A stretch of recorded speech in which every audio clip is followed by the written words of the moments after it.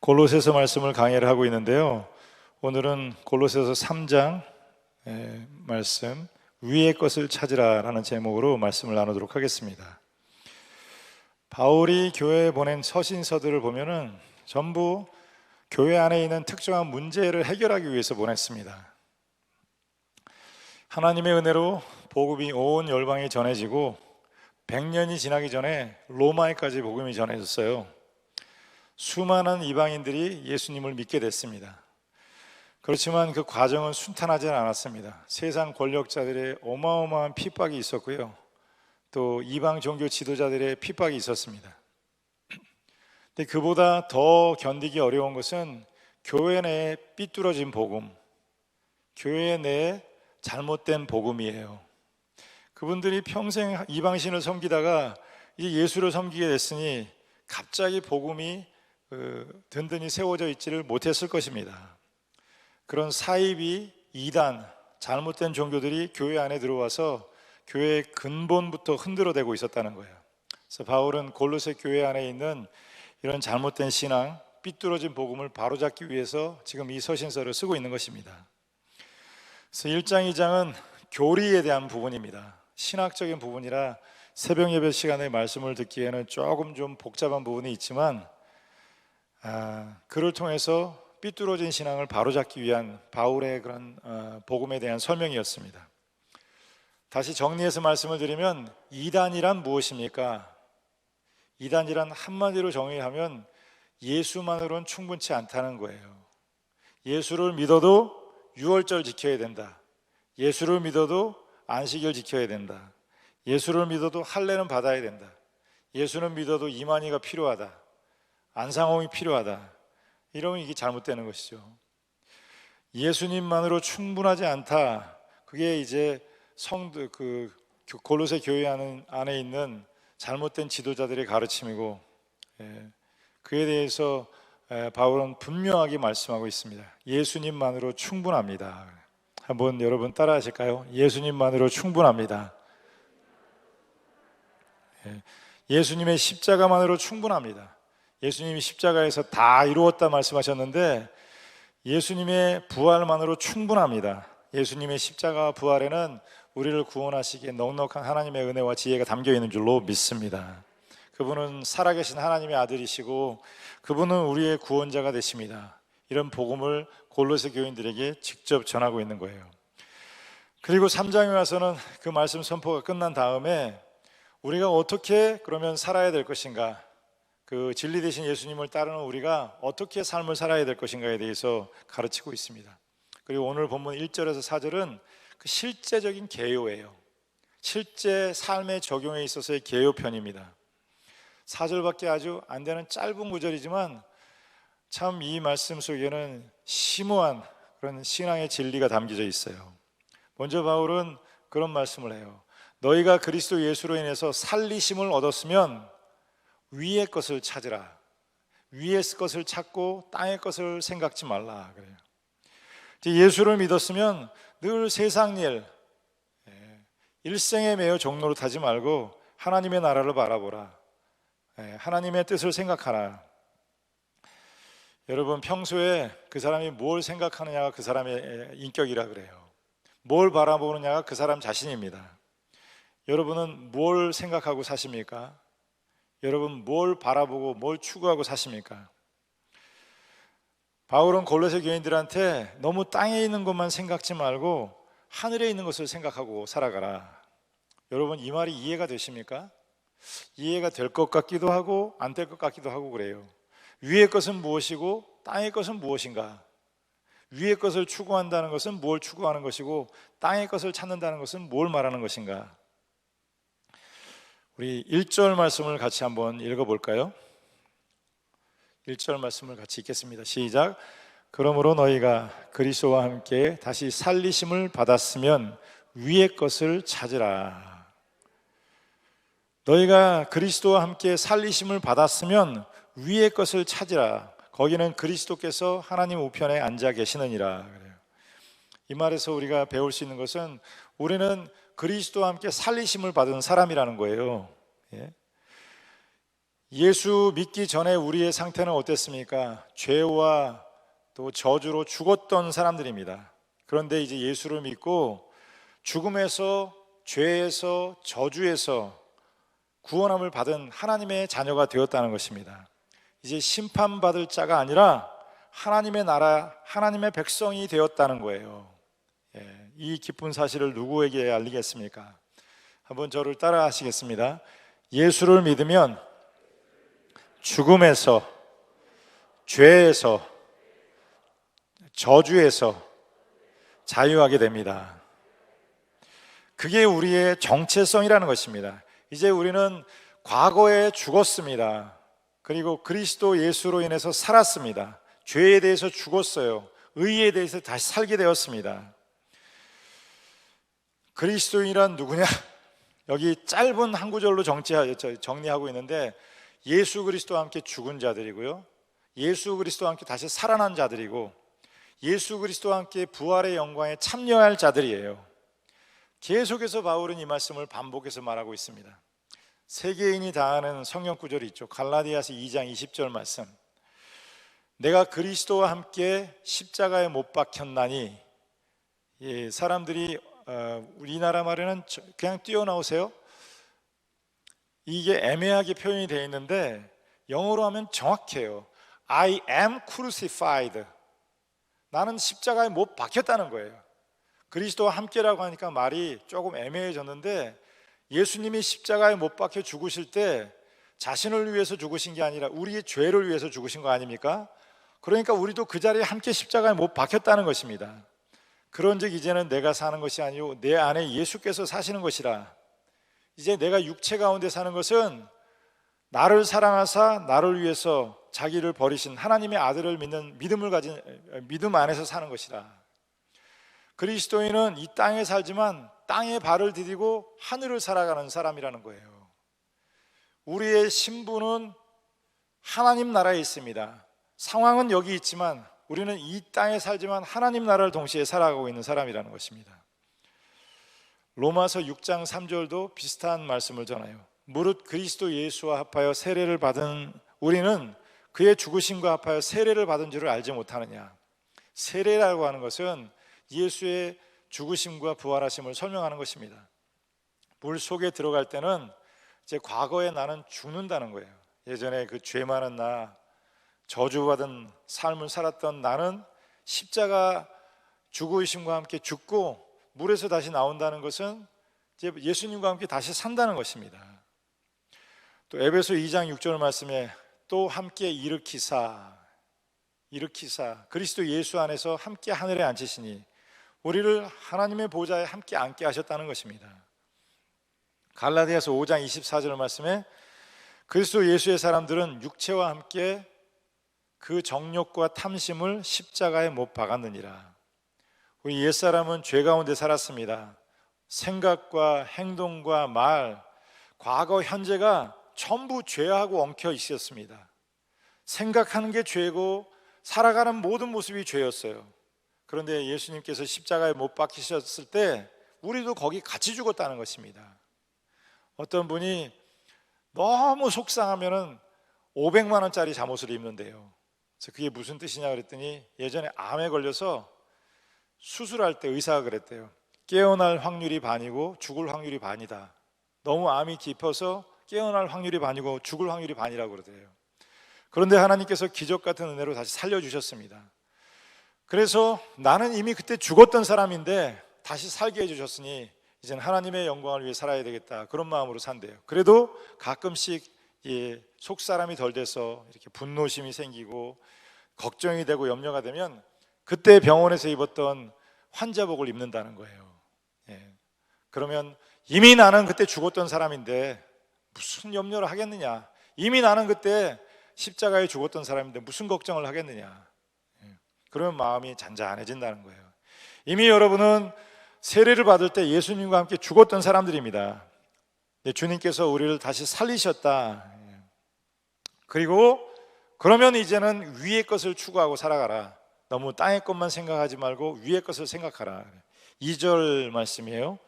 위의 것을 생각하고 땅의 것을 생각하지 마. 다 같이 한번 읽어볼까요? 시작. 위의 것을 생각하고 땅의 것을 생각하지 말라. 이 말씀이 알아들을 것 같기도 하고 못 알아들을 것 같기도 하고 애매합니다. 위의 것은 무엇입니까? 또 땅의 것은 무엇입니까? 위의 것을 생각한다는 것은 뭘 생각한다는 것이고 땅의 것을 생각한다는 것은 뭘 생각하는 것인가요? 제가 설교 준비를 위해서 한 적어도 10권 정도는 책을 참조를 한 것 같아요. 그리고 여러 유명한 설교가들의 설교도 들어봤습니다. 대개 두 가지 정도의 해석이 있어요. 첫 번째, 땅의 것이라는 것은 temporary, 잠시 지나가는 것들이라, 이런 해석이에요. 그래서 뭐 돈이라든지 영원하지 않잖아요. 여러분 돈 가지고 있다고 그 영원히 여러분과 함께 있겠습니까? 잠시 빌려 쓰는 것이죠. 집이 영원합니까? 잠깐 들어가 살다가 이제 다 놓고 가는 거예요. 여러분 살던 집에 이제 한 20, 30년 지나면 다른 사람 들어가 살 거예요. 명예, 권력 무상이래요. 지금 대통령 있지만 몇 년 지나면 또 다른 사람이 그 자리에 차지할 것이고 아마 제가 보기에는 감옥에 갈지도 몰라요. 권력 무상입니다. 건강, 지금 건강하다 이 건강이 영원하겠습니까? 자녀 영원하겠습니까? 젊은 부모들이 착각해요. 어린아이들 보면은 정말 눈에 넣어도 아프지 않은 내 새끼야. 몇 년만 지나보세요. 그 애 여러분의 애 아닙니다. 독립적인 개체가 되는 거예요. 착각하면 안 됩니다. 건강도 잠깐이고 명예도 잠깐이고 권력도 잠깐이다. 그러니 그 잠깐 지나가는 거 생각하지 말고 영원하신 하나님 나라를 생각하고 살아가라. 근데 이것은 상당한 오해를 낳습니다. 이렇게 생각하면은 기독교가 너무 현실을 무시하고 살아가는 게 돼요. 좀 잘못 믿는, 특히 이단들이 그런 짓을 잘하는데 오직 하나님 나라, 그래서 뭐 집 팔아가지고, 우리 교인 중에도 그런 사람이 있었대요. 저기 피지에 가가지고 뭐 산다, 오직 십자가만 바라보고 하나님만 바라보고 살아간다. 이게 이단들이 사람들을 현혹하는 방법 중에 하나라는 거예요. 우리가 대부분 살아가면서 생각하는 게 90%는 이런 생각 아닙니까? 어떻게 사업해야 될지, 자녀를 어떻게 길러야 될지, 건강을 어떻게 지켜야 될지, 우리 대부분 그런 생각하고 산단 말이에요. 그러면 그런 생각들이 잘못된 것입니까? No, 그렇지 않습니다. 사업하는 사람은 마땅히 사업 생각을 해야 돼요. 돈 벌 생각을 해야 됩니다. 사업하는 사람이 그 사업 제대로 못하면 많은 사람들한테 폐를 끼치게 돼요. 남에게 돈 빌렸으면 어떻게든 갚을 생각을 해야 됩니다. 남에게 돈 빌려놓고서는 자기는 하나님 나라 백성이라고 하늘만 쳐다보고 산다 그러면 그건 죄 짓는 것이죠. 자녀 있는 사람은 자녀 기를 수 있도록 최선을 다해서 자녀를 양육해야죠. 자녀 있는 사람이 애 두고 혼자 기도원가 있으면 그 아이는 누가 기르겠어요? 가정 있는 사람은 가정을 잘 살펴야 됩니다. 결혼해놓고 자기는 믿음으로 산다고 혼자 선교여행 다니고 그러면 그 자녀 양육이나 가정의 책임은 누가 하겠어요? 우리 대부분 걱정하는 것들, 생각하는 것들이 사업 생각하고 직장, 가정, 건강 생각하고 살아갑니다. 이것은 잘못된 것이 아닙니다. 기독교는 현실을 외면하는 종교가 아닙니다. 예수님께서도 너희는 세상에 그리스도의 편지라, 너희는 그리스도의 향기라, 이 세상에서 예수님의 향기를 내고 그리스도의 대사로서 살아가야 될 책임이 있다는 거예요. 마태복음 5장 13절에 유명한 말씀이 있죠. 너희는 세상의 소금이니 소금이 만약 그 맛을 잃으면 무엇으로 짜게 하리요? 후에는 아무 쓸데없어 다만 밖에 버려져 사람에게 밟힐 뿐이니라. 14절 너희는 세상의 빛이라 산 위에 있는 동대가 숨겨지지 못할 것이요 사람이 등불을 켜서 말 아래 두지 아니하고 등경 위에 두나니 이러므로 집안 모든 사람에게 비추느니라. 이같이 너희 빛이 사람 앞에 비치게 하여 그들로 너희 착한 행실을 보고 하늘에 계신 아버지께 영광을 돌리게 하라. 그러므로 땅에 있는 것을 생각한다는 게 이 세상의 일, 돈이나 명예나 건강이나 권력, 이걸 생각하지 말라는 말씀은 아니라는 거예요. 그렇게 생각하면 굉장히 위험해질 수 있습니다. 이건 절에서 가르치는 것이고 잘못된 종교에서 가르치는 사상들이에요. 신천지가 어떻게 그렇게 청년들을 잘 끌어모으는가, 그걸 보니까 제가 어디 신문에서 봤더니 신천지가 청년들한테 그렇게 세뇌를 시킨다는 거예요. 세상 가치 없어, 세상 쓸데없어, 그거 바라보지 말고 살아, 하나님 바라보고 살라고, 이만희 바라보고 살라고. 그리고 다 재산 팔아가지고 그 안에 들어가가지고 거기서 그냥 그것만 바라보고 살도록 만든다는 거예요. 이것은 잘못된 신앙입니다. 너희 빛을 비추어 너희 착한 행실로 살아계신 하나님께 영광을 돌리게 하라. 그러면 이 말은 무슨 뜻입니까? 땅의 것을 생각지 말라는 말씀은 무슨 뜻인가요? 두 번째 해석이 있어요. 이거는 죄된 것을 생각하지 말라는 거예요. 악한 것을 생각하지 말라는 것입니다. 부도덕한 것, 더러운 것을 생각하지 말라는 거예요. 그런 걸 생각할수록 하나님과 멀어집니다. 하나님과 원수가 돼요. 여러분, 하나님은 선하십니다. 하나님은 거룩하셔요. 내가 거룩하니 너희도 거룩할지어다. 죄는 모든 모양이라도 버리라. 근데 가끔 이제 그런 질문을 하는데, 꼭 술을 먹지 말아야 됩니까? 그게 무슨 문제입니까? 담배 피우는 게 무슨 문제입니까? 이 잘 믿는 사람들이 이런 질문을 하겠습니까? 조금 아닌 사람이 그렇게 하겠습니까? 여러분, 교회에서 하지 말라는 것들은 사실 영적 유익에 도움이 되지 않는 것입니다. 그게 필요한 것이라면 그렇게 하라고 얘기하겠죠. 그런 것들을 버려야 예수를 닮아갈 수 있고, 그런 걸 떠나야 거룩한 삶을 살 수 있다는 것이죠. 그러면 위의 것을 찾으라 그럴 때 위의 것은 무엇입니까? 세상 일 다 그만두고 천국 갈 일만 생각하고 하나님만, 하늘만 쳐다보고 살라는 말씀입니까? 이 세상 일이 다 부질이 없으니까 재림하실 주님만 바라보고 살라는 말씀인가요? 절대로 그런 뜻이 아닙니다. 위의 것에 대한 여러 가지 해석이 있지만, 위의 것, 그냥 짧게 정의를 낸다면 예수 그리스도를 생각하라, 주님을 생각하라는 거예요. 사업을 해도 예수를 생각하고 사업을 하고요, 자녀를 양육해도 그리스도 예수 안에서 그를 양육하고, 내 아이로 기르는 게 아닙니다. 그러다 보니까 애들이 신앙도 다 떠나고 어디 괴물 같은 존재로 바뀌어요. 가정을 세워도, 집을 사도 예수를 먼저 생각하고 가정을 세우고 집을 세우라는 말씀입니다. 그분을 생각하고 그분을 닮아가라. 우리는 지금 이렇게 서 있는 게 다 중력이 끌어당기고 있어서 서 있었거든요. 예수 믿기도 전에 나의 중력은 뭐냐면 죄가 중력이에요. 죄가 자꾸 끌어당기는 거예요. 죄 지으러 가는 길은 너무 쉬워요. 몇 시간 차 타고 가도 죄 지으러 가는 길은 지루하지가 않아요. 근데 예배 드리러 오는 일은 참 어렵습니다. 요즘은 공식적으로 예배를 핍박하고 예배를 못 나오게 해요. 그런 일에 너무 또 귀를 기울이시면 안 됩니다. 하나님 싫어하는 사람들이고 기독교 반대하는 사람, 예배는 드려도 되고 안 드려도 된다는 생각을 가지고 있는 사람들이 하는 말입니다. 죄가 나의 모든 것을 다 끌어당겼습니다.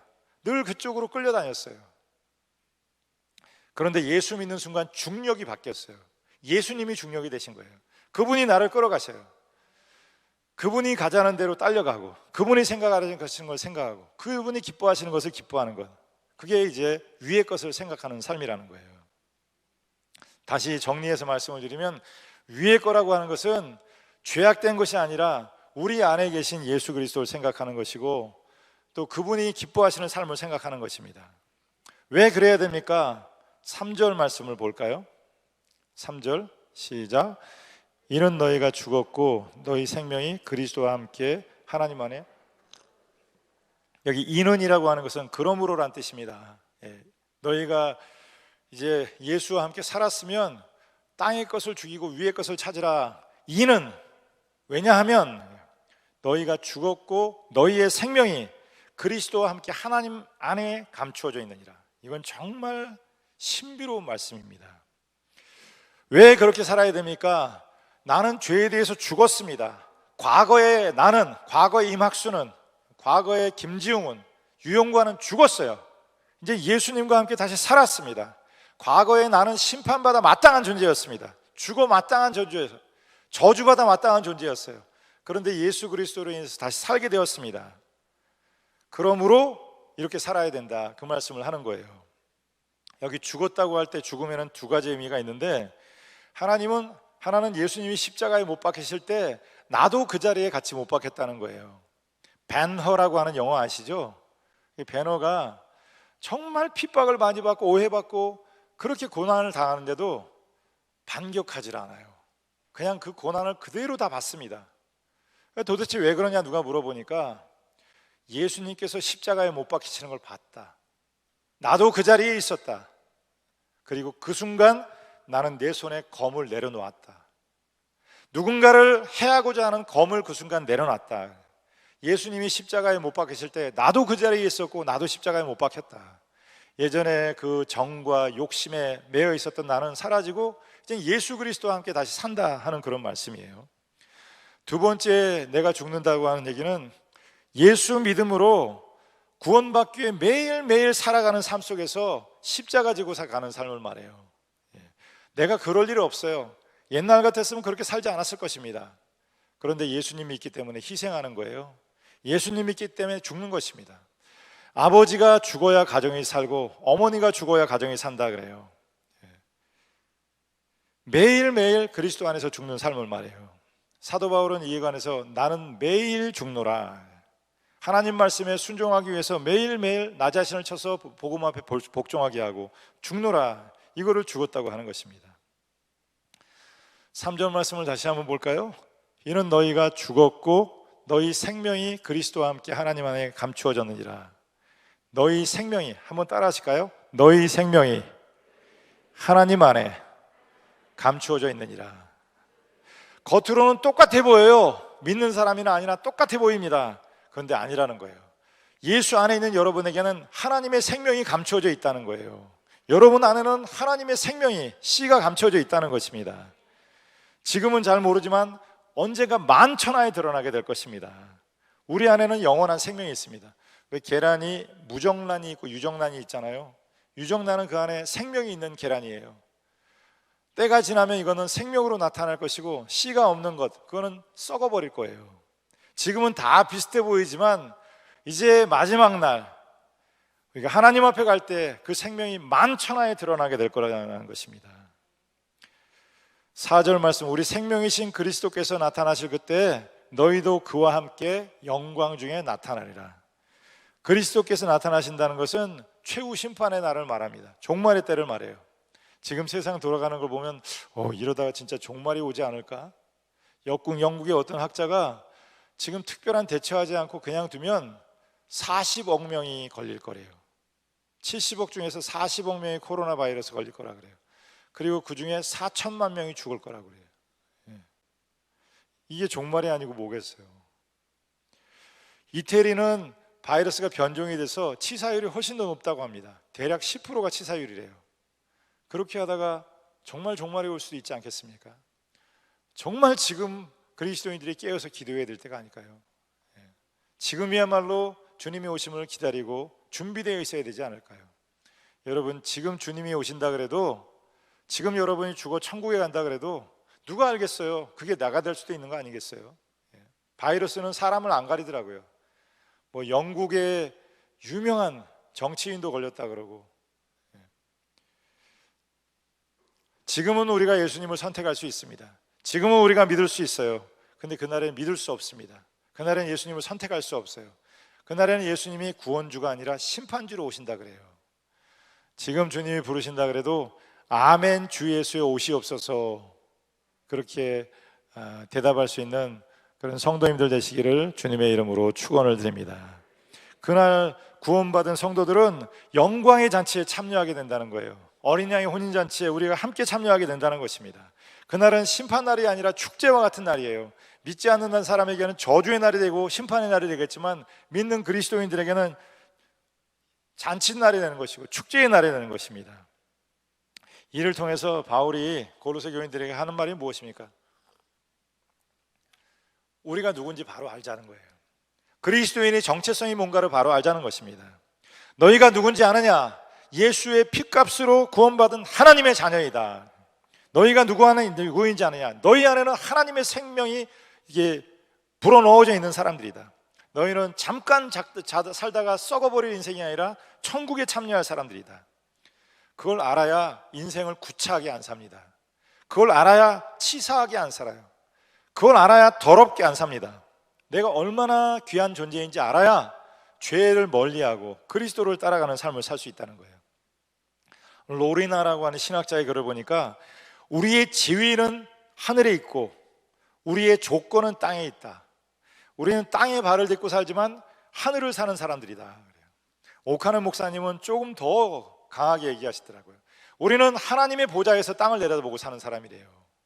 지금 여기서 그냥 울고 웃고 하는 사람이 아니라 하나님의 보좌에서 이 세상을 내려다보고 사는 사람들이라는 거예요. 그러니 무슨 두려움이 있겠습니까? 그러니 무슨 염려가 있겠어요? 여러분 염려를 모두 주님께 맡기고 살아가시기를 주님의 이름으로 축원을 드립니다. 지난주에 아주 재미있는 일이 있었는데, 요즘에 유튜브로 계속해서 교회 설교 영상, 예배 영상을 보내니까 누군가 그걸 보고 전화를 했어요. 저기 보니까 30몇 년 전 군대 쫄병이에요. 제가 4월에 군입대 했는데 한 달 후임 병이에요. 군대에서는 한 달이 엄청나거든요. 유영관 장로님은 잘 모르실 거예요. 군대 안 갔다 와가지고. 그 나이는 같습니다. 제가 84학번인데 84 동기예요. 건대 뭐 축산과인가를 나온 것 같아요. 전화를 했어요. 전화를 했는데 너무 반갑더라고요. 야, 잘 지냈냐? 그랬더니 예. 이제 우리가 나이가 비슷하니까 반말을 하며 지내면 안 될까요? 그래서 말도 안 되는 소리 하지 말아라. 그 이제 얘기를 하는데, 그 30년 세월 동안 많은 일들이 있었겠죠. 아이가 둘이 있어서 벌써 대학을 졸업하고 뭐 그때 이후로 한 번도 못 봤으니까요. 같이 일을 나누는데 대화가 이어지지가 않습니다. 왜냐하면 그 친구는 오로지 사는 일, 먹는 일, 관심사가 이 땅에 속한 일들밖에 없습니다. 그런 얘기 외에는 할 얘기가 없는 거예요. 뭐 동산, 부동산, 증권. 그래서 아쉬움이 남더라고요. 오래 만나 반갑긴 하지만 더 이상 얘기할 얘기가 없어요. 그런데 여러분, 문제는 밖에 있는 사람이 아니라 이 안에 있는 사람인데도 오로지 관심사가 먹고 사는 일, 그거 외에는 없는 거예요. 평생을 신앙 가운데 살았는데 하나님 나라에 대해서 전혀 무지하고 관심이 없다면 참 안타까운 일이 아니겠습니까? 바울의 심정이 바로 그렇지 않았을까요? 골로새 교인들을 바라보고서 평생을 예수를 믿고 살아가는데 하나님 나라를 보지 못하고 그냥 이 세상에만 매여서 살아가는 삶을 보고 안타까워하는 것입니다. 이제 좀 예수를 믿었으면, 그 안에 살리심을 받았으면 너무 육의 일, 세상 사는 일에만 관심하지 말고 예수를 좀 바라봐라. 영적인 삶을 살아라. 하늘을 좀 바라보고 살아가라. 너무 육에 속해서 살아가지 말고 영적인 일을 좀 생각하며 살아가라. 22장 20절 말씀이에요. 너희가 세상의 초등학문에서 그리스도와 함께 죽었거든 어찌하여 세상에 사는 것과 같이 규례에 순종하겠느냐. 너희가 이미 대학원을 나왔는데 어찌하여 아직까지 초등학교 졸업할 때 그 지식, 그걸 가지고 붙들고 살아가겠느냐. 저기 기도하시는 분들 가만히 기도 내용을 들어보면 참 재밌어요. 주여, 이번 주에도 하나님의 뜻대로 살지 못하고 또 죄를 지었나이다. 용서하여 주시옵소서. 그리고 그 다음 주에는 다른 삶을 살까요? 똑같이 살아요. 다음 달 기도하면 똑같이 기도해요. 주여, 죄를 지었나이다. 용서하여 주시옵소서. 그리고 그 다음 주엔 똑같이 살아가요. 그렇게 지속이다 보니까 5년, 10년 지나도 다를 게 하나도 없어요. 똑같습니다. 매주일 하는 기도가 똑같아요. 영적인 세계에는 비교할 수 없는 위대한 삶이 펼쳐져 있는데, 그런데 초등학교 거기에 수준에 머물러 있는 거예요. 미국에서 이민교회 할 때 이민을 60년대 오신 분들, 70년대 오신 분들 있어요. 그런 분들은 그때 딱 머물러 있습니다. 한복 입고 살던 그때 수준으로 머물러 있어요. 그리고 그 수준으로만 생각을 해요. 벗어나지를 못하는 것이죠. 여러분, 이제 예수 믿고 구원 받았습니다. 그건 흔들릴 수 없는 일입니다. 누구도 여러분의 구원을 흔들 수 없어요. 그러면 이제 그리스도의 장성한 분량까지 나아가라. 요한일서에 보면 어린아이의 일이 있고 청년기에 있고 노년기에 일이 있고 장년기에 있다 그러는데, 이제 어린아이의 일을 벗어버리고 장년기의 일로 나아가라. 땅의 일을 버리고 위의 것을 좀 생각하고 살아가라. 그런 말씀을 하고 있는 것이죠. 예수를 좀 바라봐라. 예수를 닮아가라. 너무 세상 일에 매여서 종로로 사며 살아가지 마라. 영적인 관심을 좀 가져라. 하나님을 바라봐라. 한균 선교사님이 하시는 말씀이 굉장히 이렇게 일리가 있더라고요. 교회 와서 설교를 할 때 가끔 있는데, 교회 와서 설교할 때 보면은 참 이렇게 표정이 밝고 행복하게 신앙생활하는 사람은 다 새신자들이라는 거예요.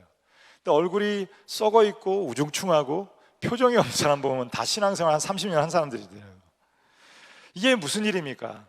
신앙생활 오래 하면 오래 할수록 더 기뻐해야 되고 감사해야 되고 영적으로 돼야 되는데, 왜 신앙생활 오래 한 사람들은 얼굴이 우중충하고 표정이 없고 그럴까요? 처음에는 속죄함을 받았습니다. 영적 감동이 있었어요. 그런데 그 일이 계속해서 주여, 죄를 지었나이다. 용서해 주옵소서. 그리고 또 짓고 반복되니까 나중에는 회개기도를 해도 별로 죄책감도 없어요. 또 용서의 은혜를 받아도 감동이 없습니다. 남이 볼 때는 아무런 감동 없이 메말라가는 신앙생활을 하는 것 같아요. 여러분, 진짜 하나님을 사랑하고 하나님과 동행하는 사람은 그렇지 않습니다. 시간이 지날수록 감동이 더 커집니다. 하나님을 향한 사랑이 점점 더 커져가요. 저는 어제보다 오늘이, 작년보다 올해가 여러분 하나님께 더 가까이 나아가시는 성도님들 되시기를 바랍니다. 왜 부부 생활도 그렇지 않습니까? 어떤 사람은 결혼할 때가 제일 친했어요. 1년, 2년 시간이 지날수록 점점 더 사이가 멀어지고 나중에 그러다 이혼하는 사람도 있습니다. 그런데 어떤 사람은 결혼할 때보다도 시간이 지날수록 두의 마음이 점점 가까워져요. 점점 사랑이 깊어집니다. 그러다 나중에 진짜 하나가 되는 거예요. 진짜 하나가 되는 거예요. 바울을 보십시오. 1장 24절 말씀에 나는 이제 너희를 위하여 받는 괴로움을 기뻐하고, 예수 그리스도로 인해서 받는 괴로움을 기뻐하고, 너희 성도들을 위해서 받는 괴로움을 기뻐한다 그래요. 아니, 어떻게 사람이 이럴 수 있습니까? 이 사람도 사람인데, 사람은 다 높아지는 거 좋아하고 대접받는 거 좋아하지, 누가 고난받는 것을 좋아하겠습니까? 그런데 너희를 위해서 받는 괴로움을 기뻐하고, 그리스도의, 24절을 보여주세요.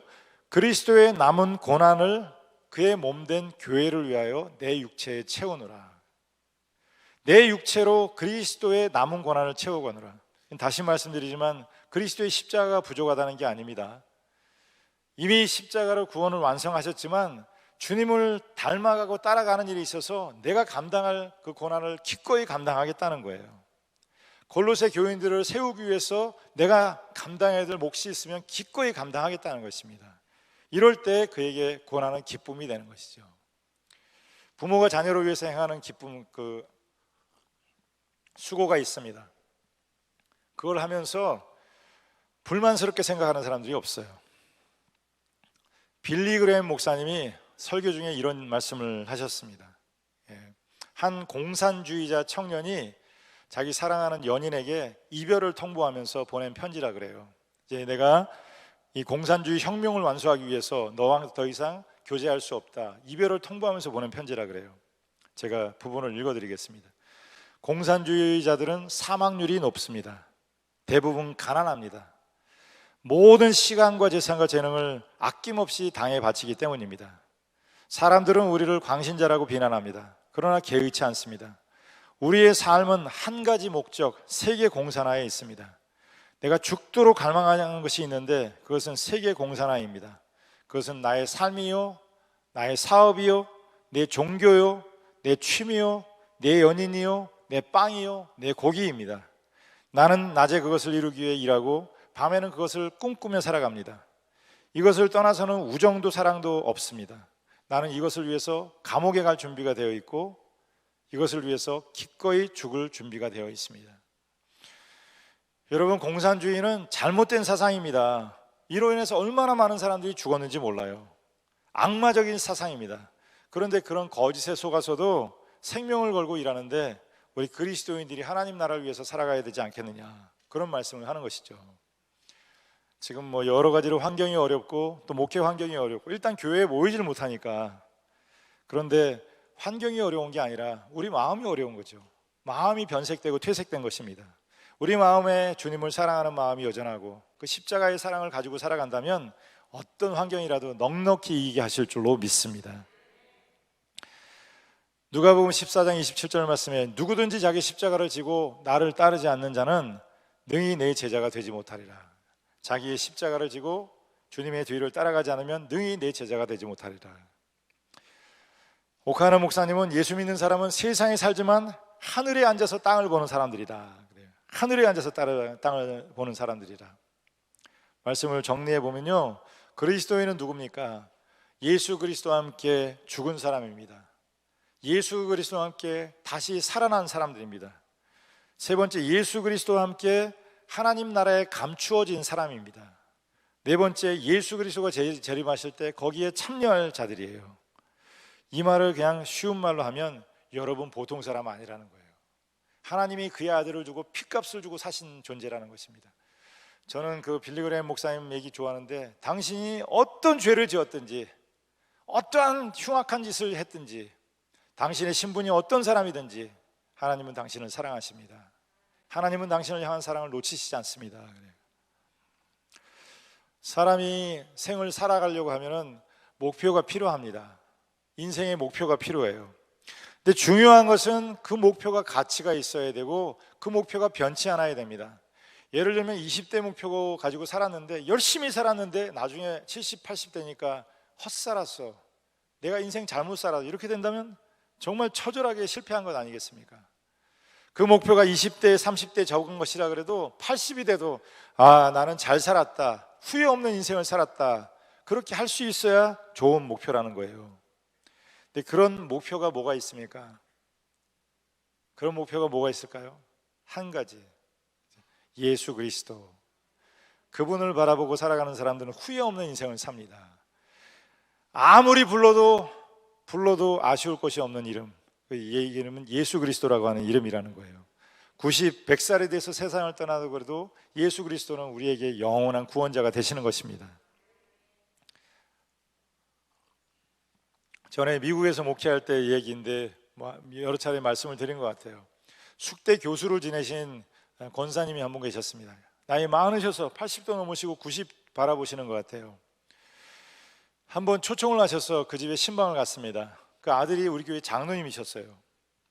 가서 예배를 드리는데 그분이 어떤 분이었냐면 60년대 한국에서 아주 유명한 피아니스트였다 그래요.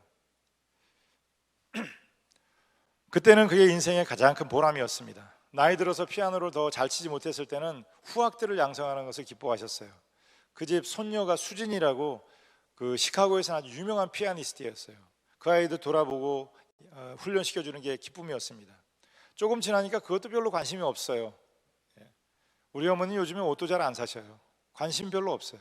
지금 내가 뭐 얼마나 더 살겠다고 옷을 사겠느냐, 패물이 무슨 의미가 있겠습니까? 뭐 껴봐야 별로 그렇게 예쁘지도 않아요. 그러니까 그때는 저녁에 이렇게 커피 마시면서 신문 보는 게 낙이었는데, 더 나이가 많아지니까 그것도 안 하셔요. 신문도 안 봐. 그때쯤 돼서는 휠체어에 앉아서 일어나지를 못하셨어요. 뭘 하십니까? 성경만 봐요. 성경만. 우리가 가서 같이 예배를 드리면서 찬송가를 불렀는데 그 찬송을 불렀어요. 예수가 우리를 부르는 소리, 금성 부드러워 눈앞에 나와서 사면을 보니 우리를 기다리네. 어떻게 하죠? 오라 오라 방황치 말고 오라 죄 있는 자들아 이리 주 예수 앞에 오라. 그 찬송을 부르는데 그 90 노구의 할머니가 눈물을 끊임없이 흘리는 거예요. 닭똥 같은 눈물을 흘리는데, 제가 그때 청년 목사로서 이렇게 보면서 아니 저 90 먹은 할머니 눈물에 저렇게 눈물 나도록 만드신 그 예수님은 누구인가? 100세가 되어도 120세가 되어도 후회하지 않을 그것은 예수 그리스도, 그분의 이름밖에 없다는 것입니다. 말씀을 마치겠습니다. 이제 여러분 그리스도 예수와 함께 살리심을 받았으면 땅의 것을 죽이고 위의 것을 바라보라. 예수를 깊이 생각하십시오. 이 말을 오해하면 안 됩니다. 세상을 놔두고 그냥 하늘만 바라보고 살라는 얘기가 아닙니다. 사업을 해도 예수를 생각하며 사업을 하고, 돈을 벌어도 예수를 보고 돈을 바라보고 벌고요. 자녀를 양육해도 그 자녀를 하나님의 사람으로 양육할 수 있도록 예수 안에서 자녀를 양육하고 영원토록 후회할 것이 없는 인생이 될 줄로 믿습니다.